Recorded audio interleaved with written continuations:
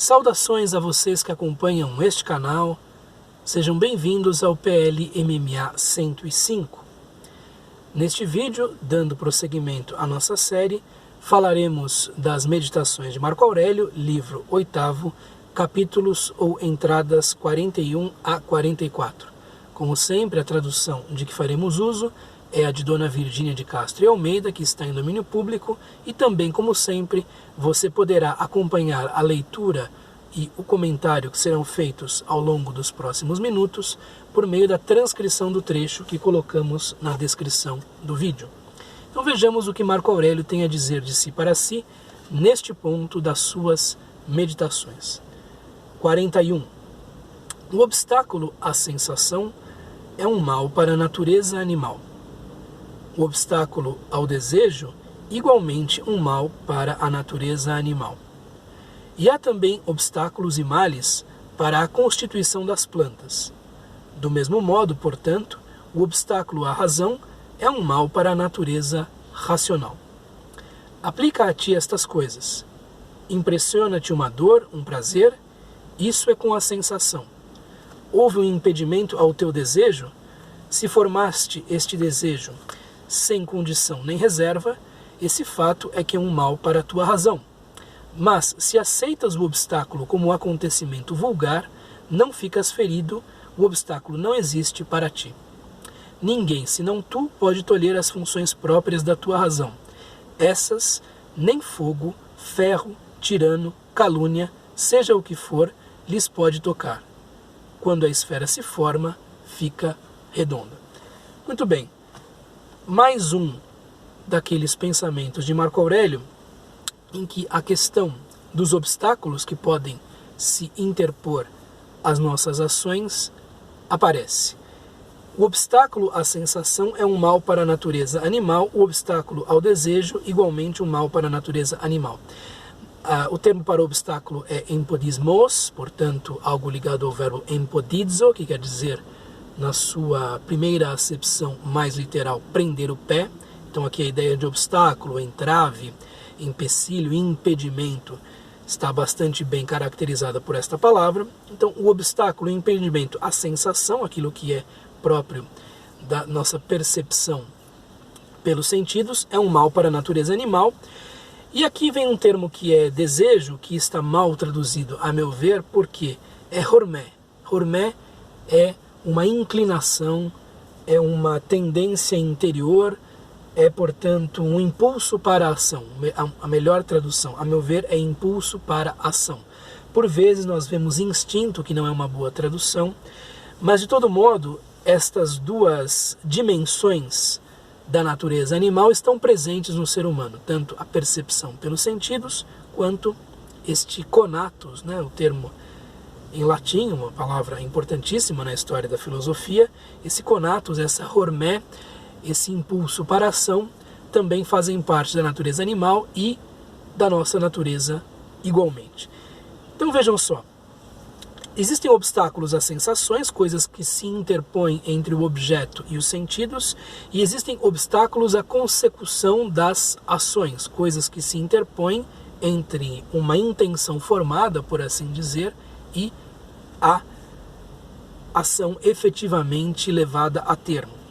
Mas tudo isto são entraves para a natureza animal em primeiro lugar, antes de serem entraves para nós. E vai nos dizer Marco Aurélio, e há também obstáculos e males para a constituição das plantas. Então, por exemplo, uma planta cresce segundo o seu próprio tropismo, né? Segundo seu próprio metabolismo, sua própria potência vegetal, e há, por exemplo, um muro na frente. O que faz a planta? A planta desvia desse muro, vai subindo e depois acaba se moldando aquele ambiente, né? Mas há obstáculos também para o crescimento da natureza vegetal. Do mesmo modo, portanto, o obstáculo à razão é um mal para a natureza racional. E o que são obstáculos para a razão? Esta é a questão fundamental, né, desta meditação. Aplica a ti estas coisas. Então existem obstáculos para a natureza animal, obstáculos para a natureza vegetal. Nós não temos esse fundo comum com a natureza vegetal, portanto só podemos imaginar o que seja isso, né? Mas com a natureza animal, sim. Aplica-te estas coisas, impressiona-te uma dor, um prazer, isso é com a sensação. E aqui há uma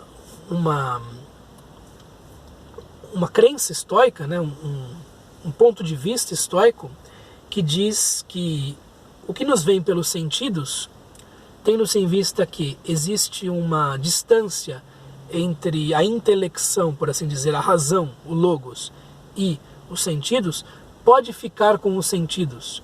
Então, uma dor e um prazer que excitem nossa sensibilidade, nossos sentidos, podem ficar com esses sentidos e não precisam impregnar a nossa interioridade racional propriamente dita. E isto é útil para os estoicos, tanto para a ideia de que é possível resistir ao prazer, quanto resistir à dor.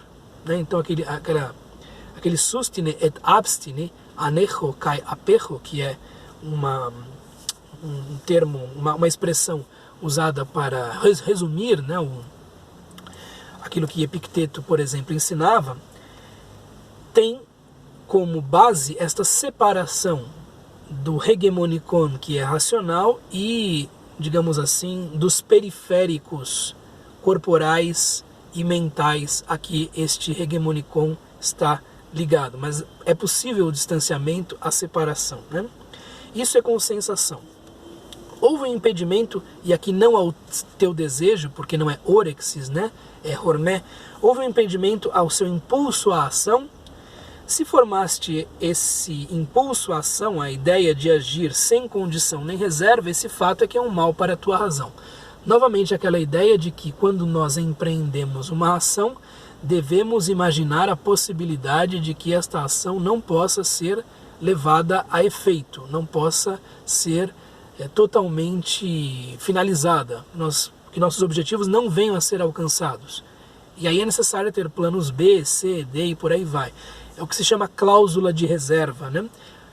A ideia de que se você age numa determinada direção, mas aquilo não dá certo, você tem de compreender que a realidade está constituída de uma determinada maneira para não permitir a consecução do seu objetivo e não ficar, evidentemente, recriminando-se a si próprio, aos deuses, aos outros seres humanos e por aí vai, né?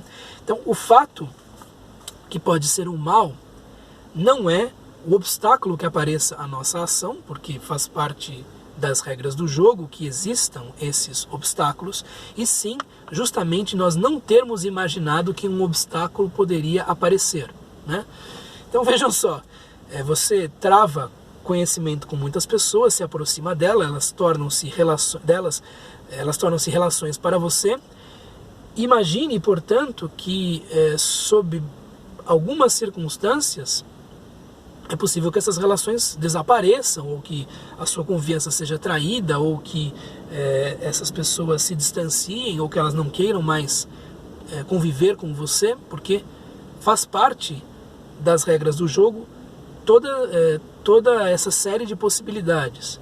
Então aqui a ideia de que você ter reserva, de que você ter, enfim, uma ideia do que pode dar errado nas suas ações e na sua vida, são coisas que podem disciplinar a razão e podem tranquilizar o ser humano.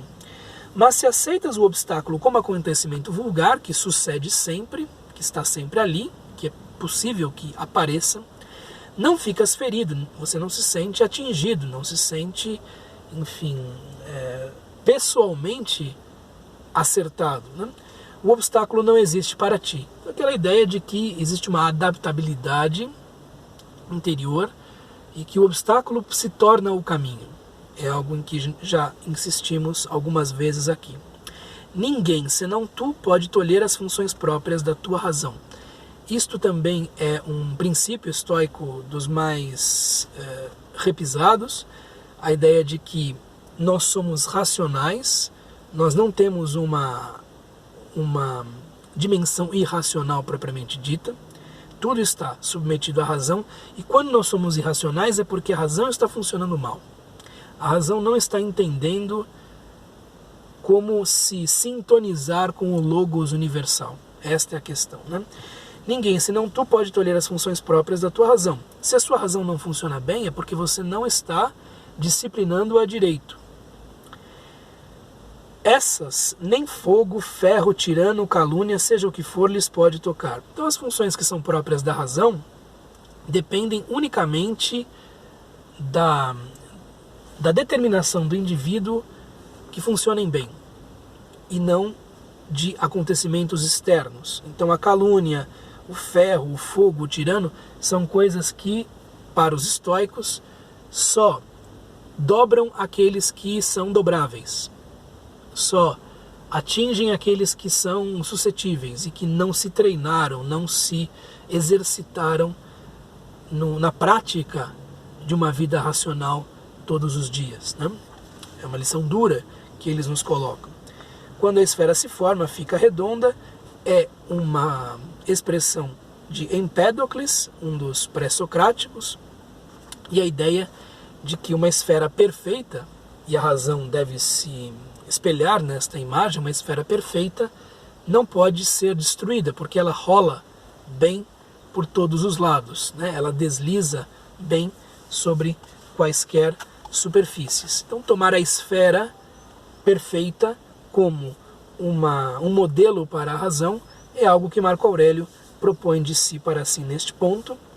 E lembremos-nos de que na antiguidade criar uma esfera não era algo tão simples, não havia automação, não havia máquinas que produzissem esferas, e necessariamente essas formas eram moldadas a partir de um trabalho artesanal complicado, né? Então uma esfera de pedra era feita por meio de martelo e cinzel, e aquilo ia se formando aos poucos, né? Então a ideia de um trabalho interior está presente aqui por meio da aproximação com a esfera de Empédocles. 42. Não é justo que me atormente a mim próprio, porque nunca voluntariamente atormentei os outros. Quem me dera poder dizer isso a meu respeito, né? Eu penso que vocês também talvez não possam dizer isso a respeito de si mesmos, a não ser em certas fases da vida, né? Eu não posso me vangloriar de não ter atormentado os outros voluntariamente. Em alguns momentos, sim, eu creio que não fui molesto por vontade própria. Mas a ideia é a seguinte: se você não atormenta os outros, se você não enche o saco dos outros, se você não cria dor para os outros, por que criar dor para si próprio? Por que atormentar-se a si mesmo? Por que encher o seu próprio saco, digamos assim, né? Faz muito sentido, ainda que a experiência de não atormentar aos outros voluntariamente seja um tanto distante de nós no conjunto da existência, né?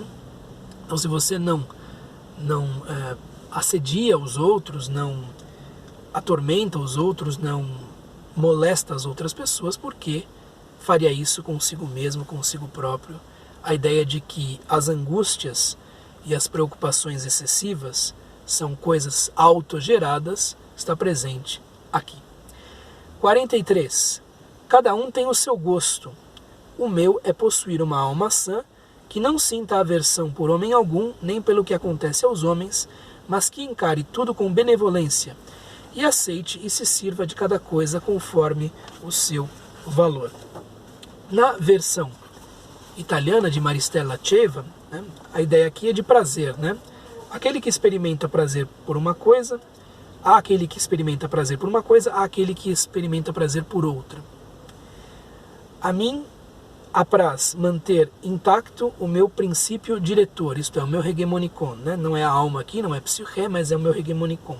Sem desprezo por ninguém, por nenhum ser humano, e por nada daquilo que acontece aos seres humanos, mas, antes, em condição de observar com olhos benévolos todas as coisas, de aceitar essas coisas e delas fazer um uso adequado ao seu valor.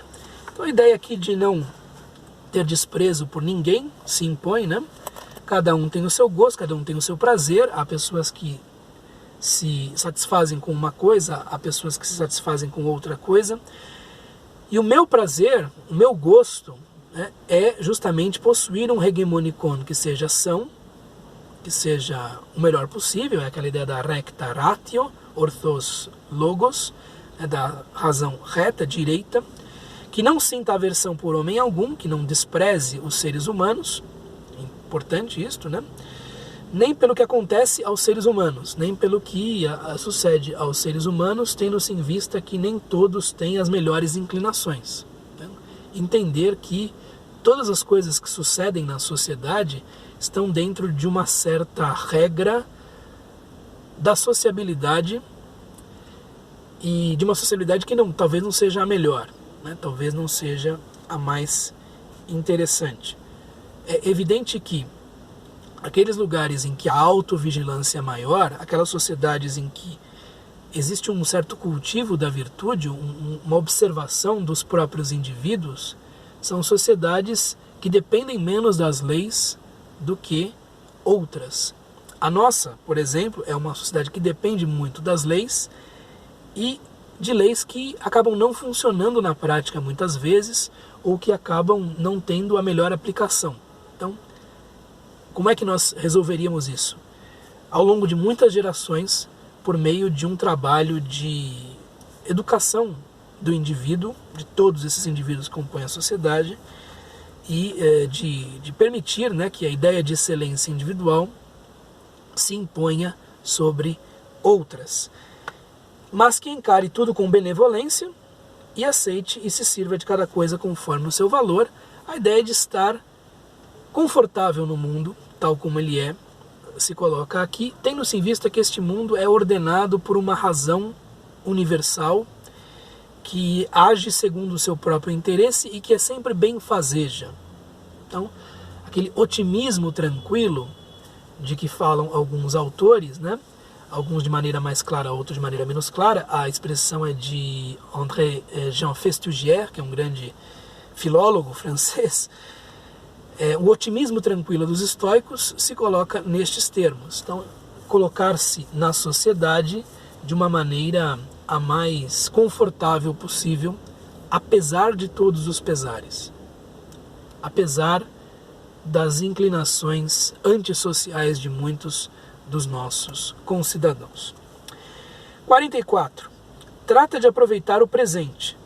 Os que preferem a glória póstuma não se lembram de que os homens do futuro são iguais aos de agora, que lhes são pesados, e que também serão mortais. Afinal, que importância tem para ti que eles gritem como os de agora, ou que tenham a teu respeito opinião semelhante?